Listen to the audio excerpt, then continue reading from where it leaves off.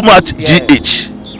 Many have come and many have gone, but you are a great Kankamuka ability, worth being beheld by every optical nerves.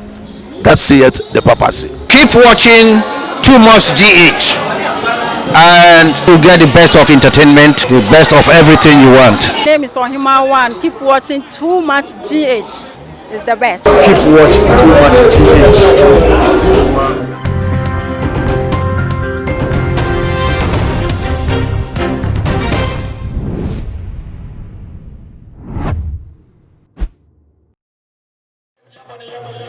And then what I bet young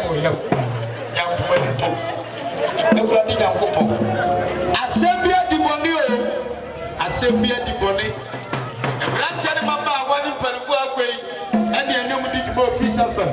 And back I see a coach to go up at Tangina, and if I will look at the free man. Again, and then when I watch that, and now this year, and we didn't play. Jump, Kusset, I shot back, Kusset. Yeah. Now, one of the best yana, one of the view. And then buy a good channel, a month for a channel more. You're better than that way. And so I was a channel, and all. I was a channel. Yeah,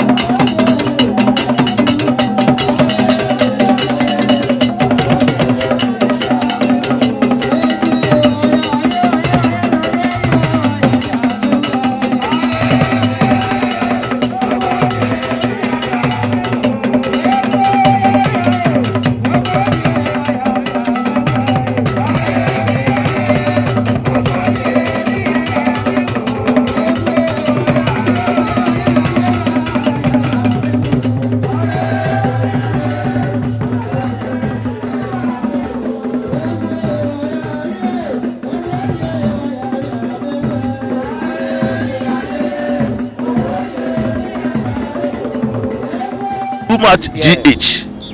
Many have come and many have gone, but you are a great Kankambuka ability, worth being beheld by every optical nerves. That saith the papacy. Keep watching Too Much GH, and you'll get the best of entertainment, the best of everything you want. My name is Ohima One. Keep watching Too Much GH. It's the best. Keep watching Too Much GH.